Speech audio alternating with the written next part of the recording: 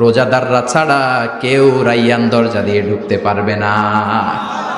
আবার বিষ্ণুই বললেন, একবার রাইয়ান দরজা দিয়ে ঢুকার সুযোগ যে পেয়ে যাবে, চিরকালের জন্য তার গলার তৃষ্ণা মিটে যাবে। রোজা রাখলে গলায় তৃষ্ণা হয় না?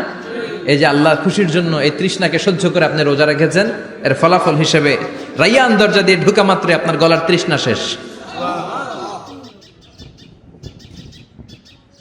জান্নাতের ভেতরে আমরা ঢুকতে চাই, শপিং মলে যখন আমরা ঢুকতে চাই কোন দিক দিয়ে ঢোকা লাগে?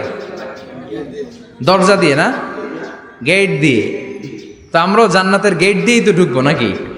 আমরা জান্নাতের কোনো না কোনো গেট দিয়ে ঢুকতে হবে। বিশ্বনবী ফরমান, বুখারীর বর্ণনা, ইন্নালিল জান্নাতি সামানিয়াতু আবওয়াব, জান্নাতের ভেতরে 8টা দরজা আছে। কয়টা?